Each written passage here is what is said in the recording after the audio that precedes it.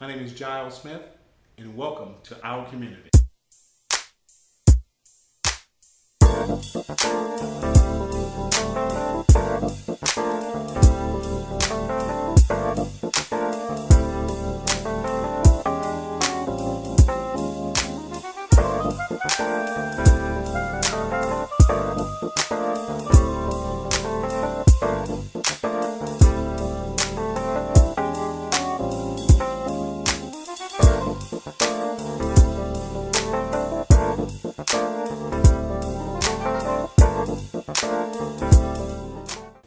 Welcome, Heather. Thank you. Tell us about your new principal of Silverado. Tell us more about that. Well, it's been interesting. Started off a little behind the eight ball, unfortunately, because I came in partially through the school year. But so far we hit the ground running and everything's good and well. Right. So one of the biggest challenges, I'm assuming, would be the culture here at the school. Is that something that has changed dramatically since you got here? Well, I hope so. That's definitely one of the things that we're working on every day, which is to change the culture and change the perception of the school. Okay. I think Silverado suffers from some negative PR. Some of it's accurate, some of it's not accurate. But what I know is that the entire community of the school is focused on getting that turned around. Outstanding. You have some great programs here at Silverado as well. Yes, we do. Right, so let's talk about some of them. Let's talk about the Gear Up students. Sure. One of the things that I've been pleasantly surprised about at Silverado is the vast amount of resources that we have to get kids ready for college. Gear Up is just one of those, and there are several, 4 or 5 others. Gear Up is a grant partnership with VVC that allows juniors, seniors focused on taking college visits, getting ready for the SAT. They get access to free Princeton Review, college prep resources to take the SAT, the ACT, workshops in writing their personal statements for their college application. You name it, anything that goes into getting ready and applying for college, Gear Up provides to Silverado students free of charge. That's the key, free of charge. Outstanding, outstanding. How about the Avid program? Okay. Avid is another college readiness program that focuses more on a student's actual course offerings and curriculum. It is targeted to students who are either first year college bound in their family or a student who might be socioeconomically disadvantaged but has a desire to go to college. Right. Avid is kind of a school within a school that focuses on them, gives them the resources. Avid's focus would be things like note-taking skills that will prepare them down the road when they're in college. Again, tutorials that focus on keeping them academically ready so that they're prepared for college, making sure that what they have in their schedule is certified to get them into the schools that they want to go to. Mm-hmm. In addition to, again, college field trips, you name it, anything, again, focused on college. But Avid is their English class, their math class, their social studies class, their science class, all geared around being college bound. So we have a lot of programs so far that students really can, if they're focused on college, can really get into and prosper. If there is a single kid at Silverado who's not going to college, there's no good excuse. Destination College is a partnership with UC Berkeley, where we get a recent college grad from Berkeley assigned to us full-time with the sole intent of getting a group of students, juniors and seniors, through and onto college. They have to track the data that makes their program feasible and shows that they have actually gotten true results of kids in, accepted, and attending college once they leave Silverado. Why is this major focus about college? You know, I think that, let's just say in the last 10 years, the economy has driven home the need for every student, to get a degree or an education beyond high school. Because when jobs dwindle and salaries dwindle, the pool of candidates for positions becomes larger. And then employers can seek out a more highly trained, highly qualified person for any position because the selection rate is greater. So if you walk in and you've got just a high school diploma and you're in line with a bunch of kids who've got college diplomas and haven't been able to find jobs, that employer gets to be more selective. So a high school diploma is no longer enough. And that's not just for careers and jobs, that's for the military, technical trade skills. Employers are looking for people with more certification and more qualification because they can. So what happens if you're a student who just really doesn't want to go to college? Is there trade school options? Absolutely. That's another thing that we have a strong focus on here at Silverado. Our ROP, or our career technical education programs, are very strong, and that gears kids into those technical skills, medical pathways, culinary arts, childcare fields. But again, they still require certification. The beauty of an ROP program is that you can achieve certification while you're still in high school, and then take that and move beyond. Students just finished the ASVAB test, where I encourage all students to take the test, because not only is it good for the military, but it's also an excellent measure of their gifts and talents. So once they finish it, they can get a good list of occupations that would be good for them. On the Bridge program, back to that, there are surveys on the Bridge program that they can take, and they can find out about what occupation would be good for them. When they look at the occupation, it not only tells them everything about the occupation, but it also refers them to what colleges teach that as a major. So then they can go from the occupation to the college information, and then they can go directly to the college to find out if that's going to be the place for them. Students have the opportunity to use the computers in here for whatever they need. I do like the CSU Mentor website, which talks mostly about the Cal States and the UCs and community colleges and the opportunity that they have there. We have the Salary Surfer website. Students can look up different occupations at community colleges and what community colleges teaches that particular occupation. So lots and lots of opportunity for students for a variety of skills and degrees. What about In It to Thin It? Okay, In It to Thin It is a really neat program. That's a partnership with Heritage Medical Group and George Magnum, who I met through my previous association in the Snowline School District. Originally, he was focused on sort of the healthy mind, healthy body connection of teachers and their effectiveness in the classroom, and he's actually extended that now to the students. So the healthy mind, healthy body connection has taken students through not just a weight loss program, but just kind of a total life transformation in terms of being fit, being ready, which then creates readiness to learn, which in turn equals academic success, which takes us back to, the ability to go to college and all that sort of thing. So we actually, Silverado can brag that we had last year's In It to Thin It winner. A young lady from Silverado actually won the big prize, the $5,000, the shopping spree, the scholarships, and all of that. Wow. Yeah, really neat. That's Yeah. really great.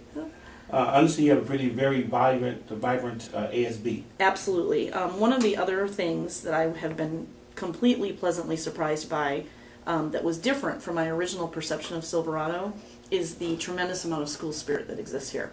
The ASB is extremely active in providing services to students almost on a daily basis. They are creating positive events for kids here over and over again, and the participation from within the school student body is extremely high, higher than I've ever seen. Every event that ASB puts on, the student body gets behind and supports. I'm the ASB president here at Silverado High School. My name is Krista Fenton. This is our sophomore class president, Naomi, and our freshman class president, Cezanne. Hi. I'm Naomi Jensen. I'm the sophomore class president, 2016. This is my first year in ASB, and yeah. My name is Cezanne Brown. I'm the freshman class president of 2017, and this is my first year in ASB. So. I know we're having our high school all-star game here in a couple of, January 25th. Well, we can't help but to brag about our new sports complex. Yeah. So, So speaking of that, let's talk about the new sports complex and all your athletics. yeah, I think when you talk to teachers on campus, one of the things that they will tell you is just the presence of the new sports complex, because previously they had no sort of home field. Right. They had to travel to home games at a different high school within the district. They will tell you that the presence of that stadium and that sports complex alone has done more to improve school spirit, improve student morale than just about anything we could ever do, programs or otherwise. Right. So we were able to host a whole school pep rally in the fall for homecoming there. It's the only place that they've ever been able to put all 2,600 kids in one place, and that really works towards, creating that unity and that sense of community and it brings everybody sort of home to Silverado, which is something that Silverado desperately needs. Right. The pride in your environment. Absolutely, 100%. How about your Career Center? Career Center, under the direction of Mrs. Vicki Archer, is another huge resource for students going to college. She sort of single-handedly gets kids financial aid, scholarship opportunities. I think they gave away several $1 million if you count the military grants last year for seniors. FAFSA, financial aid form, which kind of takes an act of Congress to be able to navigate if you're doing it alone. Mrs. Archer is an absolute expert on that and works. Juniors. I just visited a junior class, took their students' transcripts so they could find out what they needed to do to be ready for college for next year. You can see they're in here all the time. This was an application workshop. Now we're starting to sign up for financial aid workshops that we're going to be doing in January. We have the Bridge program, which is a wonderful opportunity. The Bridge program, they can find out, look at 2,500 different occupations, colleges in California and the United States. They can, it's a special priority registration for VVC. Everything that a student needs for 4-year or 2-year college is on that website. They do their SAT testing. They can find out about the ACT tests. The Bridge program is a terrific opportunity for the students to have for community college. To get every student the financial aid so that money isn't the reason that kids don't go to school beyond Silverado. Let's talk about security for a second. Sure. I saw some security officers walking around your campus. Very impressive presence. Yes. So safety of the children is number one for you, right? That's absolutely number one, because if we don't get a handle on that and that perception, then nothing translates into the classroom, because kids first and foremost have to feel safe to come here, which means that their attendance goes up, their academics increase, everything starts with safety. We have a premier safety security team, and they function in both a preventative and a reactive measure. Their presence prevents issues, but if issues do occur, then we use them to help us remedy those situations. So they're a great team. Sounds like it. How about the K-16 Bridge program with Rick Piercy out there, just really getting it done? Absolutely. Another example of no excuse why a student can't leave Silverado and go somewhere. So K-16 Bridge is a direct pipeline to VVC. By the time they leave here, our goal this year, when we stand up at graduation, is to say that every student is enrolled. Now, whether or not they choose to attend VVC or go elsewhere, everybody's going to have an opportunity available to them that we have provided through K-16 Bridge. Getting them enrolled at VVC, and also, I think it's more important than just being enrolled, helping them understand how important what they do in high school is, even if they're going to spend 2 years in community college. Because if they come in to community college at a remedial level, students have to take 2, 3, and 4 courses just to get a 4-year college transferable course. So that's at extra expense. And research will also tell you that if they have to take 2, 3, 4 additional courses before they get anything solid that they can take out with them, they aren't going to stick around as long. So it's our job to provide them the best opportunity to get into a college transferable course straight out of Silverado, headed into VVC, so they can spend their time in VVC, which is an excellent value, close to home, less expensive, and then take those preliminary works and move on to 4-year college if they so choose. And keeping that brain trust of students here in the high desert, if we can keep it. Absolutely. I think that's very important. There's no reason why all of the surrounding high schools, including Silverado, shouldn't be providing VVC with the best academic kids, the best athletic kids, to create the best community college program as well. Late to the game in terms of the budget issues that have been sort of plaguing the district prior to my arrival. That being said, I can tell you that the pieces that I have control over, which are the site budget for Silverado that comes from categorical federal funds and state funds, we get a tremendous amount of resources based on the demographic of our student population. It's just our charge to make sure that we spend it in the correct areas according to the federal and state regulations. But right now, to be honest with you, lack of financial resources at Silverado is not an issue. What keeps you up at night? I think That's a really good question. I think that safety issue that you brought up originally is a key one, because what we're trying to do while maintaining a focus on the academic standards here at Silverado, we're also trying to create a climate and a culture that promotes pride and safety and morale. And so when things spill over, often for us what we get is spillover from issues that occur in the neighborhood or at the park or something like that on a Saturday. And then we end up dealing with them here at on campus. What keeps me up at night are that those things become a distraction to the true mission of the school. Right. And so we spend a lot of time, energy, and resources tracking down those situations that really have nothing to do with the sole mission of the school, which is to provide the best academic and extracurricular situation that we can for every student. So that's a concern. Do me a favor and give us more about your history as far as education. Sure. And for example, where did you start? What brought you to education? Okay, well, it's an interesting story. What brought me even to California? This is my 19th year in the high desert. I came here in 1995 from the Midwest, Wisconsin specifically. Wisconsin. Were you really? Yeah. Very good. And my folks all still live back there, so that's where we travel to and from on vacations, that kind of thing. But if you remember back in those days, the Midwest was producing more teachers than they had jobs, and California was producing more education jobs than they had teachers. Right. So districts were traveling to the Midwest and getting teachers back from the Midwest, bringing them to California. So I came through that. I actually was hired in Snowline as an English teacher at Toronto High School. Spent 4 years in the classroom there, then moved on to be the middle school dean of students in the same district. And then after 8 years at the middle school, went back to Toronto High School for 7 years as the assistant principal. And then this year have moved from 18 years in Snowline to my first year as principal at Silverado High School. Congratulations. I think you're doing a great job. Thank you. I appreciate that. We'll take a walk around the campus and see if we can identify some other great things that you guys are doing here. That'd be wonderful. Great. Thank you. For decades, we've been debating how to improve schools in the United States. This has been born from a realization that, in an ever-changing world, our students need better knowledge and tools to prepare them to compete in the global economy. In math, science, and reading, our students haven't been keeping pace with their most advanced international peers. Persistent and dramatic achievement gaps still exist in our country. College remediation rates are abysmal, and employers say students are unprepared to perform and thrive in the workforce.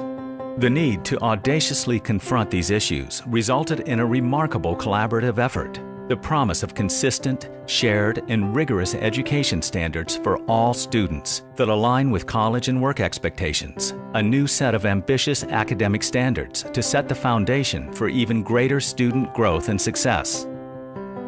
These standards, now being implemented by more than 44 states across the nation, were built upon strengths and lessons learned in states.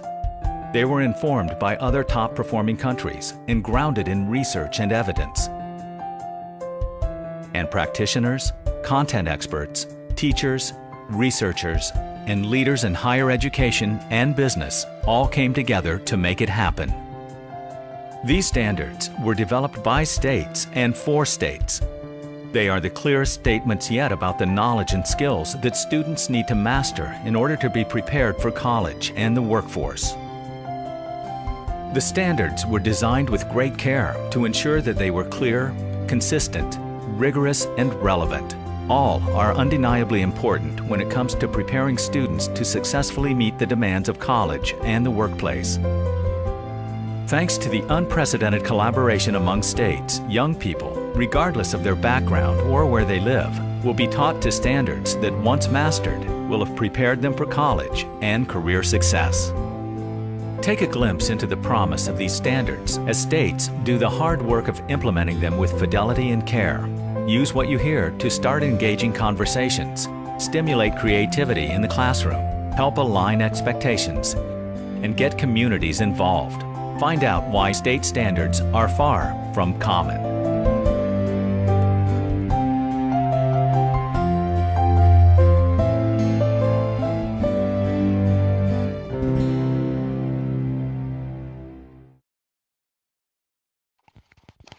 Like it or not, life is full of measuring sticks. How smart we are, how fast we are, how well we can You know, compete. But up until now, it's been pretty hard to tell how well kids are competing in school and how well they're going to do when they get out of school. We like to think that our education system does that. But when it comes to learning what they really need to be successful after graduation, is a girl in your neighborhood being taught as much as her friend over in the next one? Is a graduating senior in, say, St. Louis as prepared to get a job as the graduate in Shanghai? Well, it turns out the answer to both of these questions is no. Because for years, states have been setting different standards for what students should know and be able to do at each grade level. That's making it too hard to know if our kids are really doing well enough overall, and if they can really compete for a job someday. What we really need are clear goals. That's where the Common Core state standards come in. They're like a total sea change in education. Consistent, strong, clear benchmarks for English language arts and math. Here's how it works. You can think of kindergarten through 12th grade like a giant staircase. Each step is a skill your child needs to learn before stepping up to the next one. But right now, too many kids aren't really confident with like 2 plus 2 before they have to move on to 2 times 2. We need more focus on the skills that help them move up the stairs, or they can slip up and fall behind. And there's another problem. What if everyone's stairs were made at different heights? Well, here we go again. They are. So, a boy in Seattle who's rocking an A in English literature could be getting a C on his Chicago friend's staircase. Oops. We need to create consistent steps in education, too.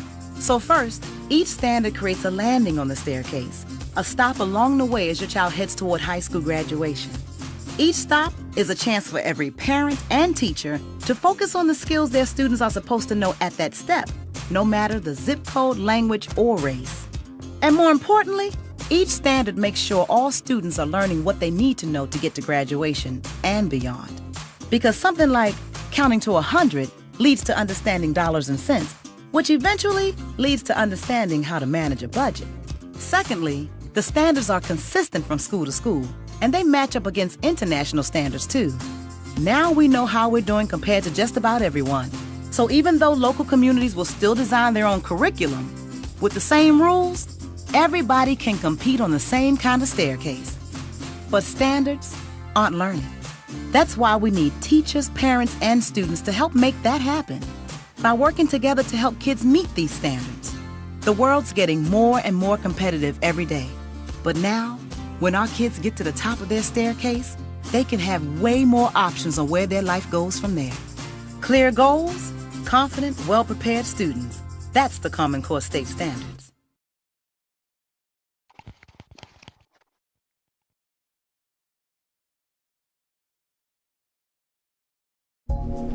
This is our recycling center at Silverado. It's kind of a neat story because it's manned entirely by about a 7 or 8 person team and a teacher, solely responsible for Silverado going green. It's quite an undertaking because they have to sort and separate and make sure that everything that is recyclable happens in an uncontaminated fashion. Kind of a neat thing that we're doing right now is we're partnering with the city of Victorville, and they are going to provide for us 5 full-size recycling bins that are permanent and lockable that can be placed all around campus. One of the issues that we suffer from here is trash because it's a small city. 2,600 kids go here, the trash accumulates. So by working with the city of Victorville on the recycling program, we're hoping to reduce the trash and generate some funds for our student clubs and programs. Sort of a neat thing.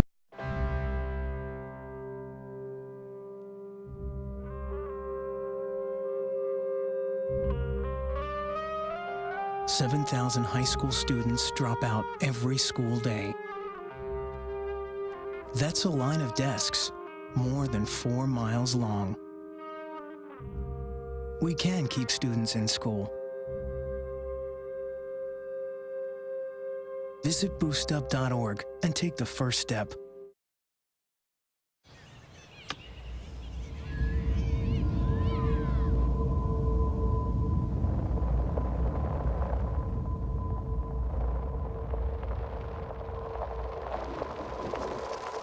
"7,000 high school students drop out every school day. Let's catch them before it's too late. To start helping students in your community, visit boostup.org. I wouldn't have been at this ceremony. if I hadn't been at this ceremony first. Unfortunately, nearly 30% of U.S. high school students aren't making it to graduation, and every one of us, every parent, every friend, and neighbor, has the responsibility to provide the support and encouragement they need to make it through.